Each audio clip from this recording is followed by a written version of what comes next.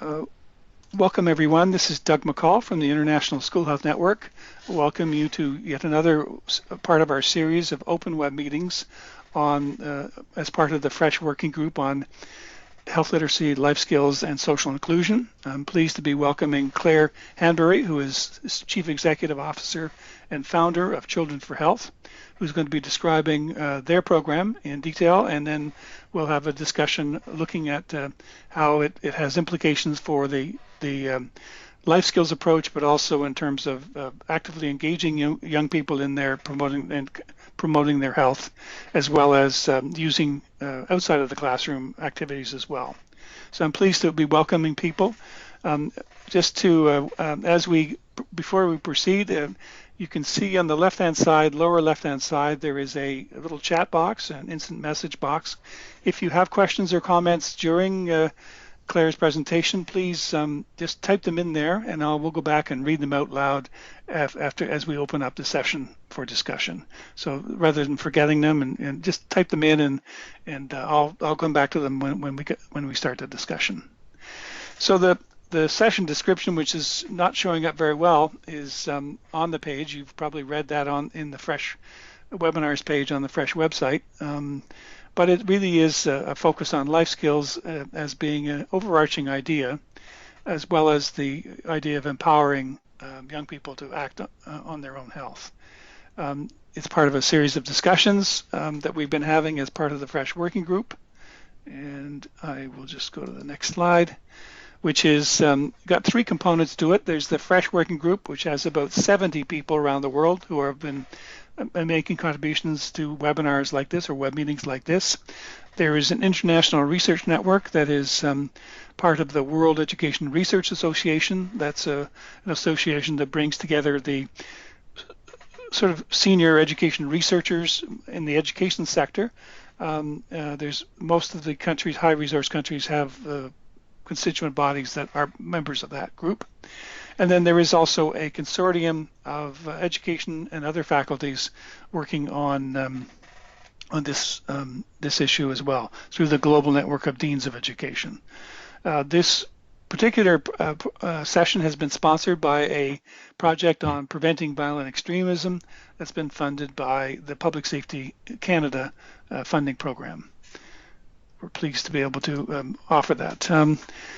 The working group is going to be trying to author its work or do its work in three different contexts: high resource, low resource, and conflict disaster affected countries. And we're looking at different curricula as in health and personal and social development, as well as the outside of the classroom kinds of activities. And the diagram, and it does not show up very well, shows the children at the center, the core subjects in that inner circle, the UN goals in color around that, and the various components of extracurricular and co-curricular activities that include school climate, co-curricular activities, school routines, school clubs, community-based learning, online learning, and a variety. And that will be linked to this website or to the recording of this session as well. Sorry for the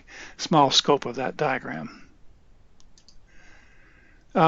We are looking, as part of our work, looking at what we call several learning behavioral models and underlying theories. Literacy, health literacy, literacy in health and security and safety is one of the overarching titles. Life skills is the second, and social inclusion is a third. But there are many concepts or behavioral models, learning models within that are covered, such as human rights, global citizenship, education for sustainable development, gender equity or equality. So there's many, and you can see that on the website as well in this slide that is not showing up the words very well. But that's kind of an overview of the project.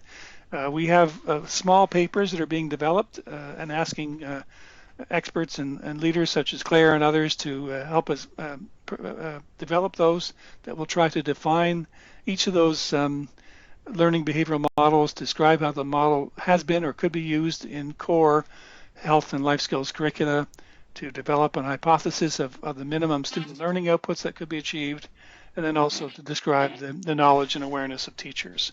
So that's kind of the context for our work, and we're really pleased to be welcoming Claire and her program to help us learn more about not only her program, but some of the ideas that I've just overviewed. And I'm being asked to see if we can make it larger. You may be able to do it on your own screen by controlling your view function. I don't think I can from here. Sorry, and thanks, Caroline, for that question. Claire, do you want to? I think your slides will be better than the ones I prepared, but we'll. Yeah, they're quite big, quite simple. That's great. Yeah. So off we go, and thanks again for doing this. Okay, Doug, thank you very much. Thank you, Doug. I'm indeed the CEO and founder of Children for Health. And we began our work in 2013, but I've been doing this work, child participation in health, since about 1989. And the other string to my bow, as it were, is life skills. And I would describe this really as a life skills approach to health. And that imbues everything that I do. And this is going to be a real deep dive into a specific piece of work that I've done recently. And those who are interested more broadly in what we do at Children for Health, I'd really welcome you to go and have a look at our website, where we've got stacks of resources and free things to download and so on and so forth. And of course, get in touch with me as well. So just to set this in context, this program, if we go to the next slide, Doug, this program was implemented. It's a partnership program with the government of Mozambique, and part of their multi-sectoral action plan for the reduction of chronic malnutrition, which is really a delightful way for us to work. We really like working in these big partnerships where we can offer some technical support and then see how that might scale really right from the start. And so we were invited by Danida to team up with the government and to try and figure out with them how we could create and strengthen an educational approach to getting children mobilized as nutrition activists in the province of Tete. And Tete was one of the first provinces in Mozambique to answer the call of the government to get involved in PAMRDC. Next slide. So how does it work? Well, we mobilize the 10 to 14-year-olds in the upper grades to learn nutrition messages. And at the core of it is allowing the children not just simply to learn from their teachers, like be it breastfeeding or micronutrients or whatever the topics are, and they're throughout a lot of primary school curricula that you find in the world. But it was an opportunity for the children, if you see in that picture of the adults and the children sitting together and kind of working out how those activities, how those topics really land for the children in their own families and communities, because what's a problem in one family might not be a problem in another family. So it was really trying to get the children and the teachers figuring out together what their contribution could be, and making it sufficiently individualized so that these specific challenges that children met in their families could be overcome, both individually and also with support. You'll see, now let's go to the next slide. So yeah, there was the system that was used with this interest circles. So on Saturday mornings, it's quite a curious name, but it actually means just Saturday clubs. And it's part of the government's approach to get extracurricular activities going. And the nutrition activities became one of other things that the children did on Saturday mornings, or do on Saturday mornings, in this interest circle activity. We scaffolded the programme around 8 messages, and these were derived from the primary school curriculum, but also approved by the Provincial Ministry of Health, who had a family life curriculum. So we did a lot of work in preparing this programme to sit down with colleagues from the different sectors and ensure that they were fully enrolled and participating in the creation of the content. So you can see that there are a few examples of the content there. Our four storybooks that are in Portuguese and English on the website, a poster which is kind of describing what the children both we wanted them to do and what they actually did, and a teacher's guide as well. And those, if you like, were the outputs. So they didn't happen all at once. They were developed through the 2 years that the programme was being implemented. Next slide. And then after the 2 years, we had quite a few people evaluate the programme. And we do have a case study that we put together. It wasn't only us, there was one done by the University of Zambezi, which is in Portuguese, one done by Danida, which is in Danish, and then we did something on the side as well. It was very much a qualitative approach, and all we claim is a promising approach to nutrition education. But what was really surprising is that the children did seem to manage to shift attitudes within their families to achieve a more balanced diet, to achieve better breastfeeding. The one I like the best is that they were shifting the use of brown chima, which is the maize meal, white chima, which is the maize meal, to brown chima. And that always, for anyone who knows about people and their staples, for children to be able to influence the changing of the staple is a really significant thing for them to be able to do. And the other thing was hand hygiene. But the other thing that's a more kind of life skills related point, I think, is that we found in all of the evaluations that particularly the children who'd been involved in the leadership of it sort of stood taller. I know that sounds like it's a sort of strange thing to happen, but it's like the confidence. The girls that were involved, they were more confident, they were more articulate. The parents described them in glowing terms. They described them as their heroes, and it was kind of that side of things that I think is so lasting and so important for the children, set aside from what they were actually able to do from the nutrition point of view. So next slide. I'm going to skip through quite a lot of these. Oh yeah, so then after that programme, after that 2016 evaluation, the Food and Agricultural Organisation, who had a lower primary school programme going at the time, wanted to bolt on Pecan to their programme and then scale it in two new districts and in a total of 32 schools.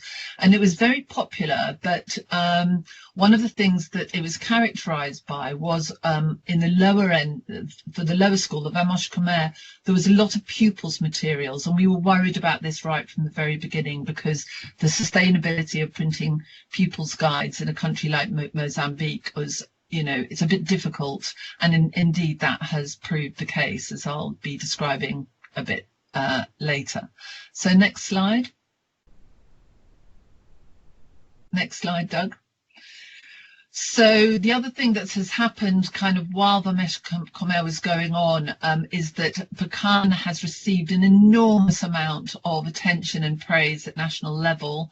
We've been invited, not me, but you can see my colleague there, Bibi Sangwa, has spoken at many a meeting describing, we've got, if you go to the website, you can see we've got slides and videos and things like that. And it was one of the things that really was a great success out of the PAMOD in TET. And it received quite a lot of attention, but as yet, we're in the process of trying to find a new parent for the programme, but as yet there isn't this the funding to continue it, but that's a story that I'll return to at the end. So next slide. So the hurdles that we really had to overcome were, as I mentioned, the sustainability of the Saturday Club system, and the teachers were asking for overtime payments, which isn't something that could be sustained. But also linked to this was, we were aware when we were doing the training that this was okay for kick-starting it, but unless we could actually embed it within the teacher the teacher training institutes, which was definitely our plan long term, it was going to be hard to know how to conduct these quite major pieces of training and sustain those with the kind of funding constraints that you had throughout the country. So we were kind of thinking of ways in which we could really simplify the whole approach without losing too much quality. So next slide. So, oh, that's the wrong date. Oh my goodness me, it says in February 2019 and it wasn't, it was 2020, which is only 5 weeks ago. And I can't believe that I was in Mozambique 5 weeks ago. I must change that immediately. So I went to Mozambique 5 weeks ago on a small grant given by AstraZeneca to really do some intensive work with a small group of children so that I could really demonstrate the children's capacity to quickly identify health problems that are in their families, learn about them, find creative ways to communicate them that really address the sort of nutritional and other health issues in their families and communities. So what we wanted to do was explore this kind of simplified approach with the children, but we also wanted to demonstrate it to the principal, to the district people that were with us, to teachers, to show them that it doesn't take a great deal to go from, you know, what they're all already delivering in the classroom to a much more innovative but manageable life skills based approach at classroom level, and to integrate what they could do in the classrooms during their health science classes with extracurricular activities too. So next slide. Oh, we can just go through this. These are just a couple of tools that we always use. Those are our little mascots that we take everywhere, Zuzu and Zaza, and also our rainbow stick, which is a tool that the teachers were really interested in. It's really just any old stick, and when a child learns a message and shares it with another, then they tie a piece of fabric around a stick. And the idea is to try and get to 100 messages that they learn and share by the end of primary school. So this was kind of one of the tools, if you like, or two of the tools that we were using during the workshop. And of course, the children loved it. Look at their faces. So next slide. So we did all the usual and went and talked to the district level people, and it was very interesting because it became very obvious from early on that the district and the school were looking for ways to really pull the schools and the communities closer together. They have systems of health activism, they have health activities within the communities, but they seem to be these rather piecemeal activities. And almost as soon as we started talking about this, they were thinking, this may be an opportunity for us to get the children involved and to bring the health workers into the schools, and then to get them working with the children and the teachers, and then through this mechanism to reach the communities. So I thought that was really interesting.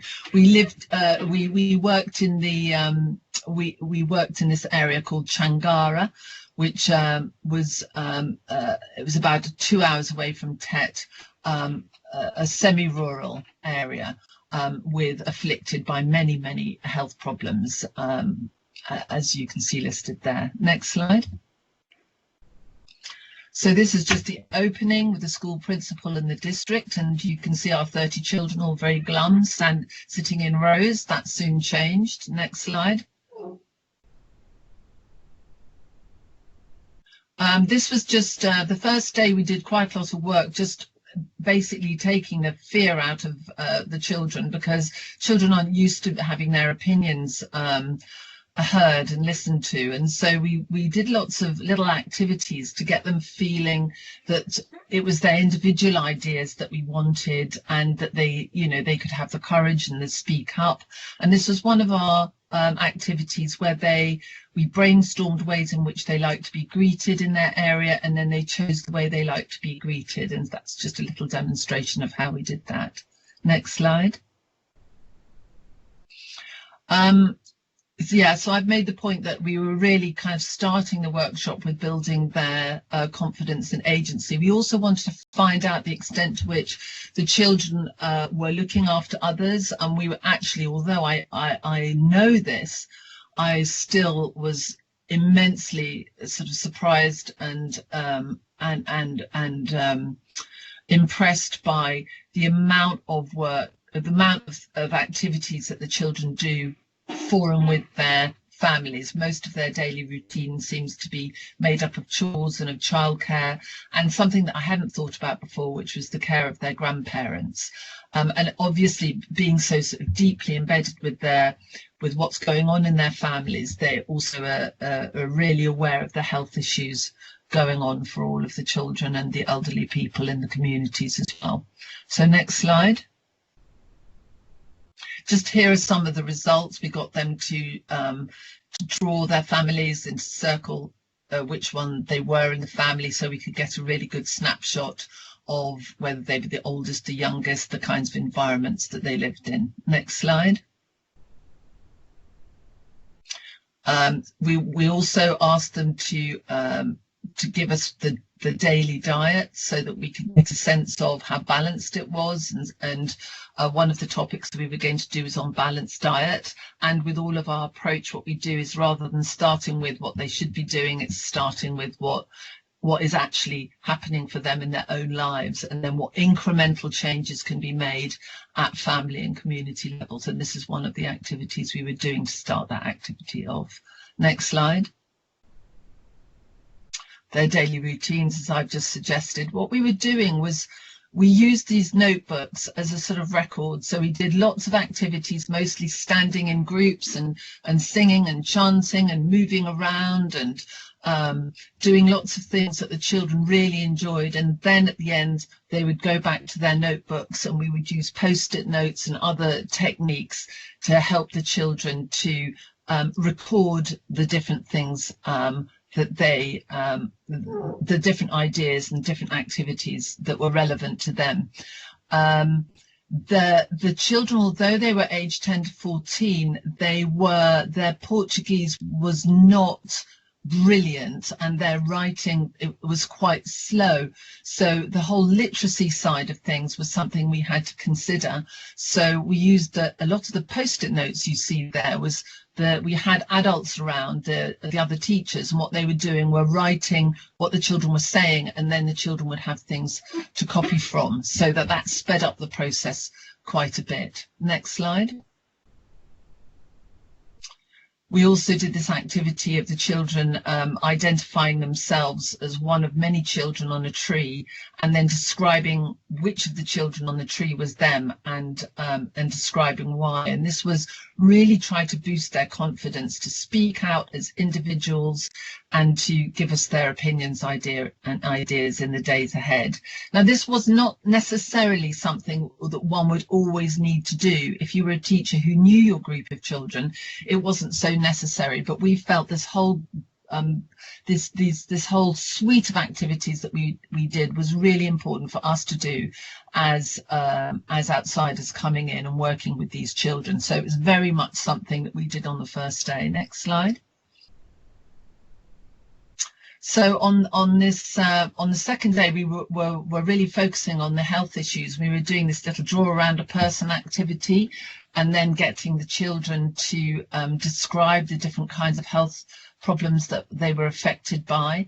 And we then got them to talk about the preventative measures that they knew. And then we got them to, using stickers and ticks, we got them to prioritize the topics that they felt were most important to them. And what the district advisor who was with us was amazed by is that when we finished, we came up with a chart that reflected almost exactly what was in the district's own statistics. Next slide. And this is just a record of the children going back and then doing their own ones, figuring out which of the health issues that they were particularly affected by, the different ways in which they could address these health topics. Next slide.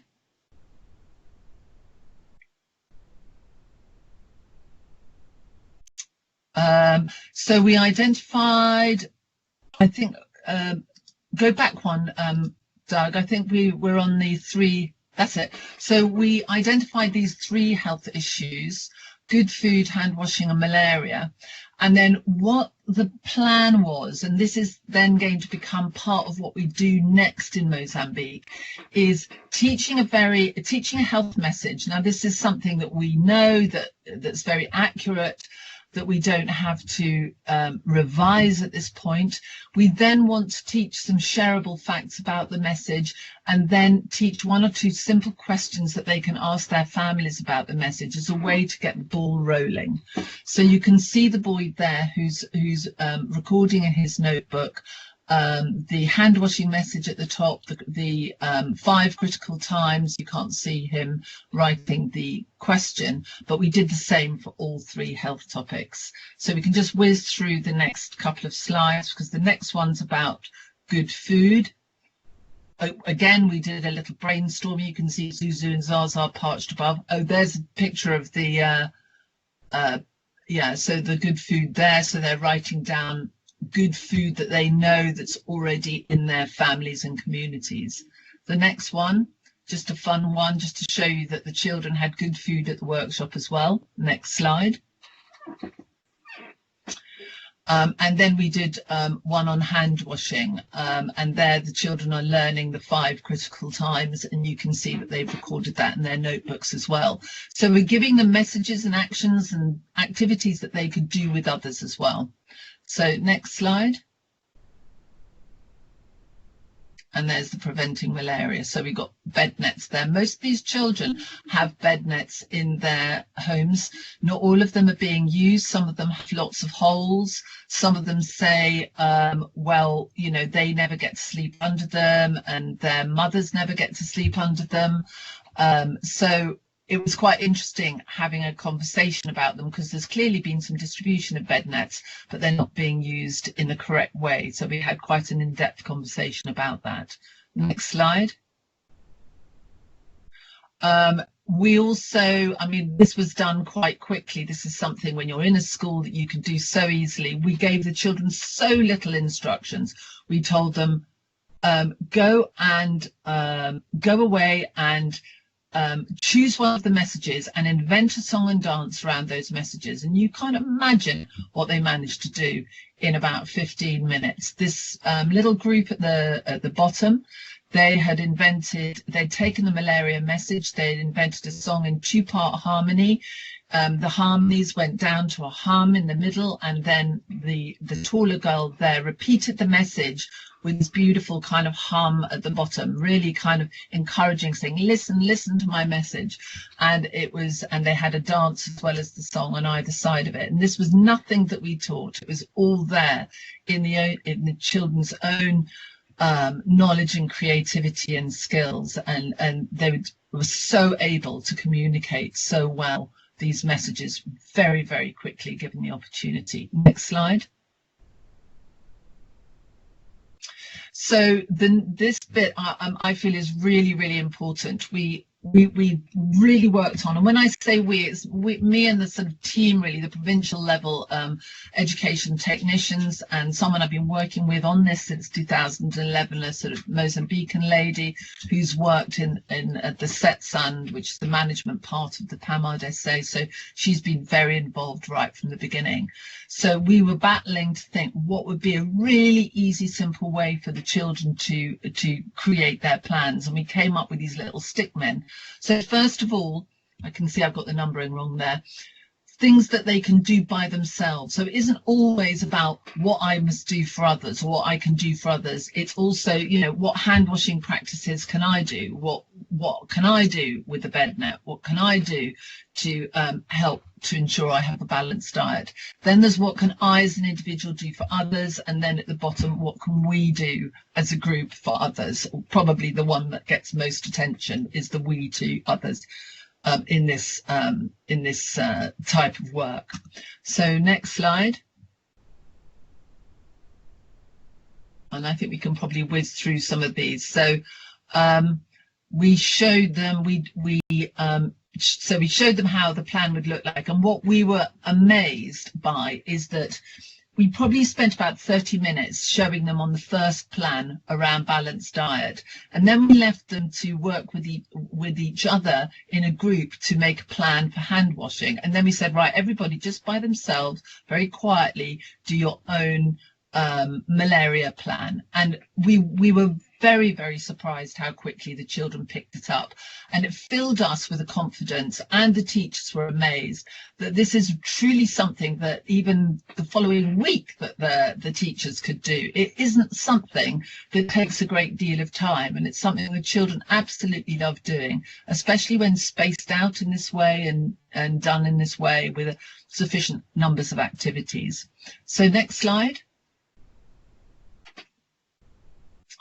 So then coming to the end of the time with the children, these children you can see there in their little colour groups, and this was according to where the locality of where the children lived. Approximately 6 or 7 children were in each group, and they worked out when they, unsupervised, could get together once a week to really look at those health action plans and decide what they could do from those health action plans, and to work out a system of monitoring that then they could come back and take regularly to their teachers to report on what their group was managing to do.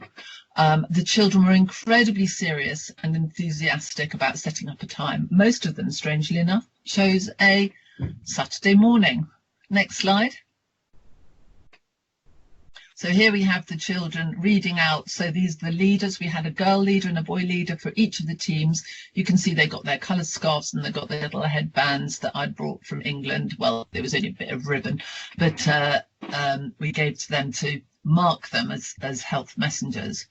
And you can see I was talking about pecan at the beginning. What we realised and what was demonstrated, that we didn't only want to be talking about nutrition, we could also talk about health. So next slide. We were very pleased to be able to sit with the school director and with the district director, show them what, how much really. I think this is what they both commented on. How, just given a little bit of opportunity, how much the children could get through, how willing they were to demonstrate their skills and their knowledge of the families, to come up with plans. And so we had a chance to really take these managers through what we were leaving behind. Next slide. And then the school director also came up with lots of ideas of opportunities that the children could have to share their ideas and activities with other children in the school. Because ideally, if you have a leadership team like these 30 children, you want to find ways of those leaders then sharing their ideas with the rest of the children, so that it's a whole school approach that then goes out to the families and communities. This is perhaps something that's slightly less well worked out than it should be, but this is something that we're working on at the next step. Next slide. Don't worry, there aren't too much more. We were amazed at the end of the workshop when we'd done all those little speeches and everything like that. The children by themselves, and this is what I've found throughout my career, this happening all the time. These children in the front there, these are our leadership children, and they just jumped there, stood outside the classroom, and then started to sing and dance and share the health messages that we'd been working on. Next slide. So there are lots of different links that people can click on just to get a little bit more of a sense of what Children for Health does, and also what Pecan does. What's happening with this particular program in Changara is the children are continuing the work, and I've already got videos of them demonstrating health messages and health activities at community level, and it's being monitored up until July, when I expect to have an updated case study on the website. So please do come back and have a look at that if it's when it's July, and I expect some people will be viewing this after July as well. So that just kind of lists a few other resources that you can have a look at. You'll also find on our website my life skills handbook, which anyone can apply for a free copy. If you've got any dollars, then it's $30, and that all helps me to keep the website going. Next slide, I think is the last one, Doug. So that's me, Claire Hanbury, and Bibi Sango, my fantastic counterpart in Mozambique, and our website. And thank you very much. And I'm looking forward to any questions that you might have about how this kind of fits in to your work and your thinking about a life skills approach to health education, and really strengthening these ideas of children as agents of change. Thank you, Claire, for that excellent and really good moving presentation. It's really given us a flavor of the program and also the underpinnings of it. I'll just echo Carolyn's words in the message box that it's a great example of good pedagogy, and hopefully the teachers have learned some of the interactive methods. Maybe to turn that into a question, how do the teachers feel about empowering students to take the lead? What was the reaction, and how did it evolve? I think that the teachers, we were demonstrating more than training the teachers. In other workshops, I have trained teachers with children. So it's about, and what I think we need to do is to give them really step-by-step instructions on how to conduct participatory activities. You don't have to give them a lot of these step-by-step instructions, but you give them enough to get that sense that they're doing it right, which teachers are very concerned to be doing, but also that they are that they get that sort of reaction from the children, which so amazes teachers, because these teachers are just used to having these silent rows of children in front of them, a lot of them not paying much attention. And what these teachers couldn't believe is how attentive these children were. And we had very long days, and we never had a moment of inattention. And I think that the teachers were really inspired by that. But in my experience, in order to move a teacher from a very sort of directed approach to one who's really letting go a little bit and bringing the children's own ideas out into the open, it's about giving them sufficient instruction on how to conduct those activities. And once they've done a few, then you find they begin to get confidence, because usually the reason why teachers are so directive is because they don't have confidence to teach in any other way. They don't have experience of being taught in any other way either. Thank you for that. Just opening it up for comments and questions from those online. Anne or Mitzi, if you had comments or questions for Claire. Okay, Anne, so there's a pushback in the community. Actually, I think this all depends how you go about it. If you land a program and it's coming very much as an external program, kind of being landed on people, then I think you run the risk of getting pushback. But we've never done that with this program. We've always worked alongside our government colleagues. I mean, remember, with Children for Health, it's really only been me, but with, you know, all the people I work with, all the people who I'm working alongside are people who know their district, who know their schools. And then you've got to involve the right people. So you've got to involve your president. In Mozambique, each school has a school council, and the school council has a president. And if you get the presidents of the school councils so that they can come and understand what this program is about, have time to ask questions, you find that there's very little complaint. In fact, it's usually the complete reverse. Also, you find in these communities where there's a very, very high level of illiteracy, and in this district in Tet, it's something like 70%. You have a sort of the parents are really pleased with the children coming back with information and ideas about things that can impact their family. I think it all has to be done in a sensitive way. Any health education does, but the children are usually better at doing that than anybody. They're not going to march into their families and start lecturing their parents, because they're going to get into trouble doing that, aren't they? So I think it's this business of at every level, making sure that you're not the one in front, but the people who are at the local level, who know the context, are in the front of it. And I'm guessing also so much of the baseline work that you were doing with young people themselves obviously helped to make that happen.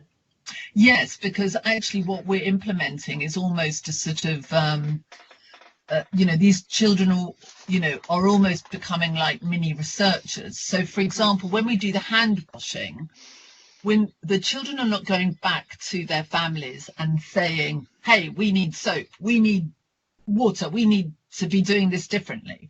They're going back to the families, and the very first thing that they do is, can we talk about why it's difficult for people to wash their hands properly in this community? So what they're doing in the first instance is finding out in a very general way what their family's ideas are around that. And then those are the kinds of questions that then get discussed. So, hand washing is always a great one to discuss because it sounds such a simple thing. Ha ha, the whole world's hand washing now, isn't it? But it sounds such a simple thing to do. But actually, in a very poor community in particular, it's very challenging. There are many challenging aspects of it. And so in order for proper hand washing habits to be established at family level, you find that quite a lot has to be changed. And the children often come up with great ideas. The staple diet thing that I mentioned at the beginning, I mean, that was just an amazing thing. And one of the things that the children came up with was calling the staple Chima Zero. And they almost would do these songs about Chima Zero and about how the white Chima gave pretty much zero nutritional value to them. And they weren't saying this directly to anyone. They were just singing songs about Chima Zero. And it was quite funny. And so the children were influencing. They weren't in a position where they were directly instructing adults, which I never think is a very good idea. That makes sense. Thank you, Claire. Interesting. Continuing that line, I was the reading I've been doing about student empowerment. A couple of thoughts emerging. One is that the impact on the young people is most often felt, or more strongly felt, among the young people who step up and take a leadership role. And there's a lot of good research showing that. So the more we can encourage different young people to take different leadership roles, the more impact it will have overall. And that's challenging to do sometimes, though. It is within the constraints of time and other things going on in the school and other things going on in the students' lives and teachers' lives for that matter too. Interestingly, when we talked to the school principal one-to-one, and also when he addressed the children, he opened up a whole range of different opportunities where the children could be doing some of these activities with other children in the schools. So he was talking about, and I've never heard this before, but he was talking about teacher absenteeism. And as we know, there's a lot of teacher absenteeism. And he was talking about the children coming in and doing some of these activities if a teacher was absent. So, and I thought, and it wouldn't be like that they were taking a class, but that it could fill some gaps that emerge in the school life.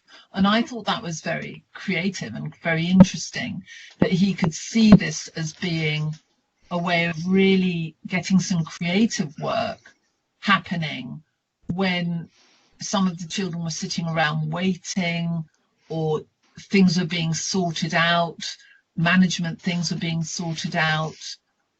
An awful lot of children in these schools do an awful lot of hanging around. And he was looking at lots of different ways in which this kind of work could help plug some of those. And I thought that was fascinating, never heard about it before. Administrative convenience is a really powerful motivator for administrators. Surprise, surprise. Think of these crushed curricula, and actually I think in resource poor settings, sometimes there are more opportunities than we think to do some of this work. The difficulty is getting the administrative people motivated to influence or instruct their teachers to get these little things going. So little clubs, little health clubs all over the place. And yes, and using the resources that are there. Another thought I had was how you planned ahead in terms of, or adjusted to the fact that the kids had trouble writing down their thoughts, and so in having teachers helping the kids write down their thoughts on the little sticky notes, so it doesn't bog down as the children have to write their thoughts down. That's, I think, very important. It's sort of anticipating how it makes it easier for the young people to participate easily and joyfully, perhaps too. That they're not showing weaknesses. I'm going back to my teaching days many years ago, where I taught a class of trouble kids, and their reading and writing skills were quite limited. And so we used a lot of outdoor education and a lot of audiovisual aids where they could express themselves in those ways. And because they could do that very well. In fact, they were very good at that, and not have to fight through some of the limitations they had in their own writing skills or math skills or whatever. We also did a lot of that remedial work too, but it was a good way for them to participate because they didn't have to run up right into a barrier when they started. So that's right. And one of the things that we demonstrated to the teachers, which wasn't in my presentation, is that I took all the notebooks in and wrote little messages to all of the children in the notebooks and so on. And then we had 8 children whose notebooks were really beautiful. I mean, they were amazing. They had spent extra time colouring and making them beautiful, getting their writing nice and all the rest of it. So we got them to stand up and have a clap. And then there were 5 children really whose notebooks, it was clear, like with any group of children, that they were not the ones that were going to be good at writing and drawing and all of that kind of thing. But they really contributed well verbally, so that they were the ones jumping up and answering questions and things like that. And so and then we talked to the teachers and saying, look, it's really important to be noticing and rewarding, the children for all these different types of things that they're good at. And we had quite a good conversation about that. And I think that could be built into the program as well, really noticing the children that came up with good ideas, the children were very helpful, as well as the children who just had neat notebooks. Interesting.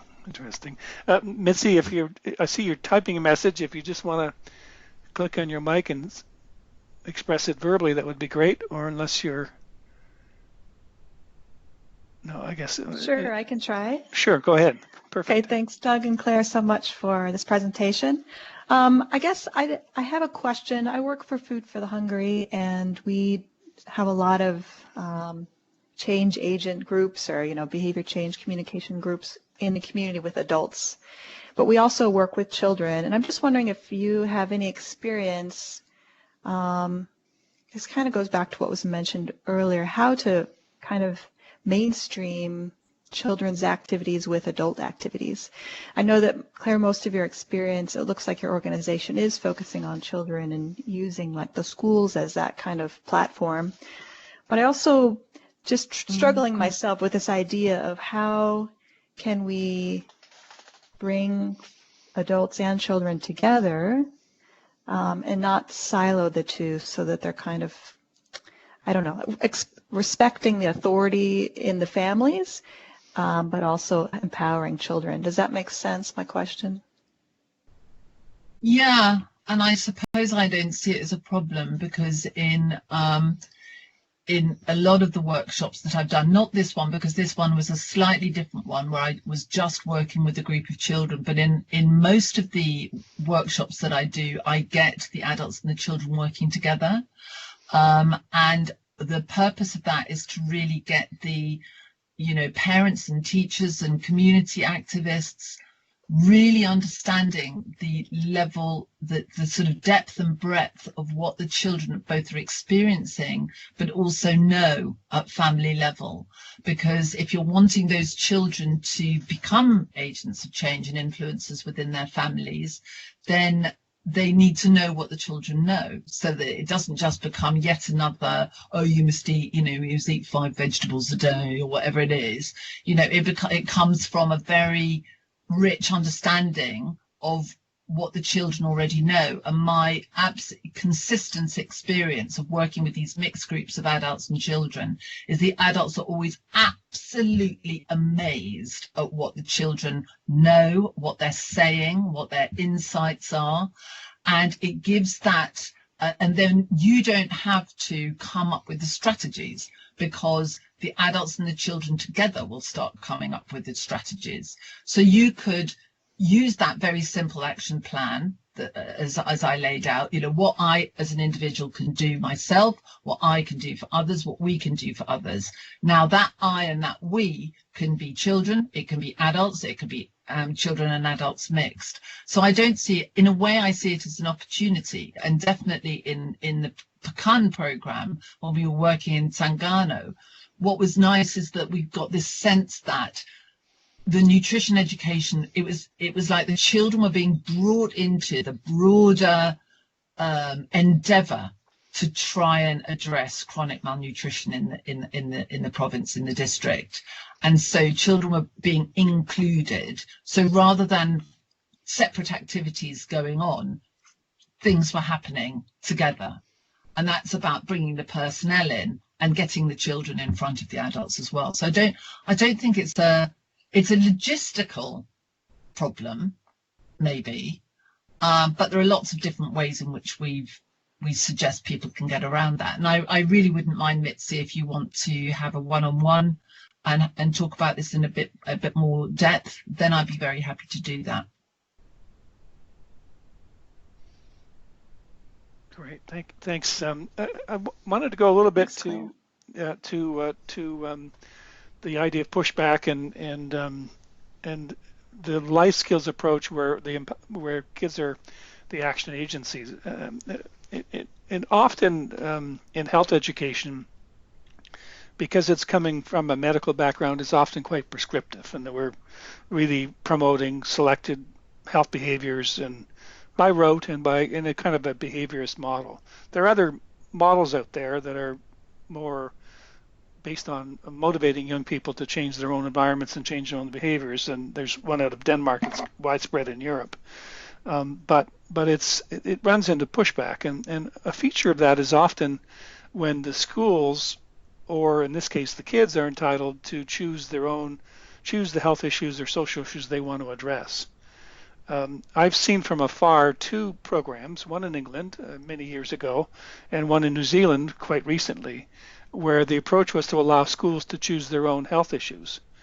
And it was very difficult for the health ministries to accept that schools could make those choices and not choose the health issues of the day that they were mandated to deal with. Did you run into that at all, where the health authorities had mandates to do certain things, perhaps even motivated by donor money to do it?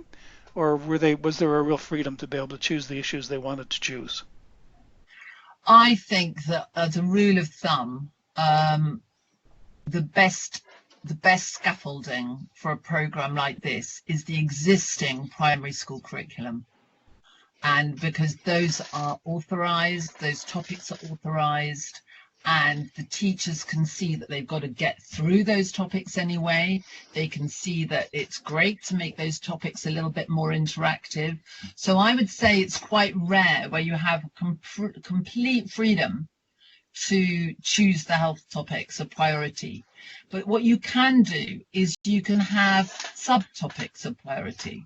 So where you might, you might be needing to do something on malaria or hunger or whatever, there are a lot of issues within that then can be prioritized, and the children will have a lot to say about that. And it doesn't destroy that feeling of ownership and empowerment if they can really link those topics to their own lives.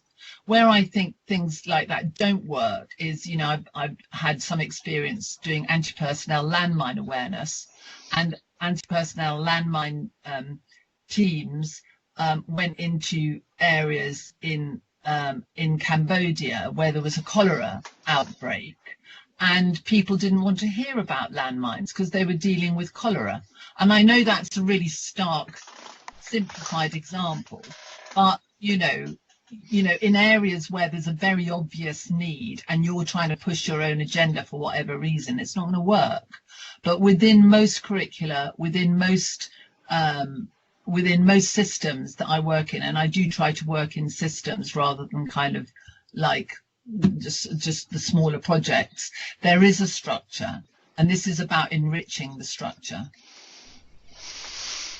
with methodologies and ideas of really making it effective.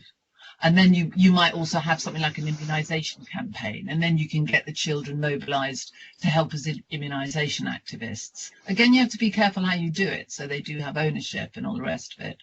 But yeah, everything's imperfect, but that seems to be how we've got around it. It's a good answer. It's both practical and small p politically astute. So thank you for that. That's good. Okay, and the idea, one further idea, again, it goes to the idea of pushback a bit. In the discussion about life skills in the various global documents that I've been reading these days with UN agencies, life skills is often interpreted to be applied to their issue, be it HIV, sex education, or be it drug education, or whatever. The life skills that they're focused on are really applied to their issue, and there's not a generalization into that sort of life skills development. What did that happen in your projects and programs? Are the students and the teachers able to sort of see the generalizable or the generic skills associated with life skills that they're working, even though they're working on some specific issues? Does that become clear to them? I would say it's almost like, to me, it's about what capacity does the teacher have? Because I've worked with teachers, let's say they've really got a grasp of this sort of stuff. So this very practical way of delivering health education, involving children, getting them out there as health activists. Now we can assess what skills those children are developing while they're doing these activities, and there are many. But I also think that there's a real case for teaching them about, decision making and creative thinking and, interpersonal skills and empathy and things like that. And what I've found is where you're working with the teachers who are perhaps more established with this kind of work, who really got it, you can then, it almost like seems to be like a higher order, if I can put it like that, so that you can say, right, well, if you come across, it's often when it's you come across a problem, you come across a particular problem that you might be having, like a child doesn't, wants something to happen, like they come back and they say, oh, I really want to be using soap in my family and my father refuses to allow us. And then you can perhaps talk about different ways that can be negotiated. And then you go into maybe a more life skills type of, how do we do negotiation? And you start role playing that, usually with a sort of specific example of soap and blah, blah, blah, and you can do that. So in a lot of the materials that I've developed with people over the years, you build into those materials these little moments of opportunity to look at developing specific life skills.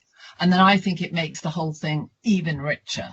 But you tend to need to do that with teachers who've gone some way into just what they see as really delivering health education well. Okay, so and that's the work you've done on life skills, is to have that that sense of the generic skills that underlie all of these different topics, and you can bring them. Yeah, I mean, I've done other specific pieces of work on life skills where there's, there are a lot of people that come to our website wanting the life skills handbook, and then they've got specific uses for their life skills programs, and for some reason they are able to teach life skills work. Most of the work I do within school systems, the life skills are a secondary issue, but I think that they're a kind of higher order issue, which just require that bit of extra skill from teachers that's sometimes lacking in the first instance. Okay, thank you. That's very helpful. Any further questions from participants, and maybe we'll move towards closing up. If not, I'm going to again thank Claire for this excellent presentation, and refer people to the you see Claire's address and Claire's website there, and just flip to one other website that you might want to be interested in. It's the fresh-partners.org website, and this working group on health literacy, life skills, and social inclusion, which will have recording from this webinar there, as well as on the webinars page elsewhere on that website. So you can find the materials and the readings that we've suggested. So again, Claire, thank you very much. I'm just